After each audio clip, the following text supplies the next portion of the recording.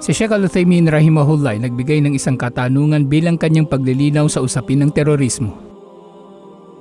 Ano kaya ang nakamit ng mga yaon? Nang tinutukoy niya ay ang mga terorista na sa katotohanan ay mga tulisan, ngunit nag-aangkin na nakikibaka sa landas ni Allah.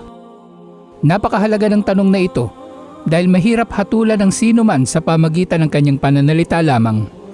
Ang tao ay maaring magsinungaling sa kanyang pananalita, magagawa niyang magbukhang tama ang mali at pakagawa ng iba't ibang panlilinlang. Lalo na sa kalagayan ng mga terorista o kahit sino pa na nag-aangkin na nakikibaka sa landas ni Allah. Dito natin sila makikilala sa tanong na ito ni Sheikh Al-Uthaymin rahimahullah. Ano kaya ang nakamit nila? Dinugtungan pa niya ang tanong na ito ng isa pang tanong. Tinanggap kaya ng mga hindi mananampalataya ang Islam o nadagdagan lamang sila ng paglayo dahil dito? Sa bandang huli, siya din ang sumagot sa tanong na ito. Sinabi niya, bagkus sila ay nadagdagan pa ng paglayo rito. Tuwing nang lumilitaw ang usapin tungkol sa mga kumikilos sa paraan na hindi naayon sa Islam, ay lalong lumalabo ang Islam sa pananaw ng mga makakanluranin at hindi makakanluranin. Ang tinutukoy ko ay yaong mga naghahagis ng mga pampasabog sa kalagitnaan ng mga tao na nag-aangkin na sila ay nagjijihad sa landas ni Allah. Subalit ang katotohanan ay naninira sila sa Islam at dumaragdag lamang sa pagkamuhi ng mga tao sa Islam. Halos takpan ng mga Muslim ang kanilang mga mukha dahil maaring isasangkot sila sa mapaminsala at mapanakot na sekta na ito. Nang Islam ay wala talagang anumang kinalaman dito. Matapos na ang jihad ay maging obligado, ang mga sahaba ay hindi tumutungo sa lugar ng mga hindi Muslim upang patayin sila.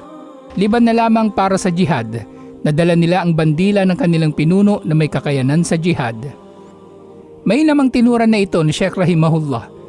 Dahil ang mga sahaba ay nagjijihad lamang laban sa mga umaapi sa mga Muslim.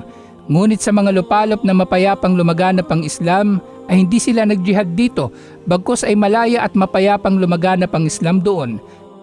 Dagdag ba ni Sheikh rahimahullah? Pero ang terorismo na ito, sumpa kay Allah, ay kapintasan sa mga Muslim.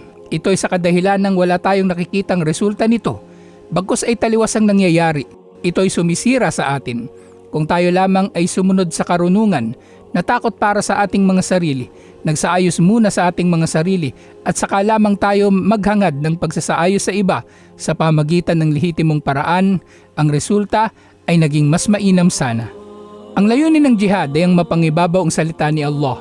Kaya ang anumang armadong pagkilos na hindi nagdulot ng pangingibabaw ng salita ni Allah, bagkus ay nagdulot pa na mahamak ang Islam at mga Muslim, ito ay malinaw na batayan sa kanilang pagkabigo na maaring dulot ng katotohanan na hindi talaga jihad ang kanilang ginagawa. Ang timbangan at sukatan na ito na itinuro sa atin ni Sheikh Al-Uthaymin rahimahullah ay maaari nating gamitin saan man at kailanman tungkol sa sino mang nag-aangkin na sila ay nasa jihad.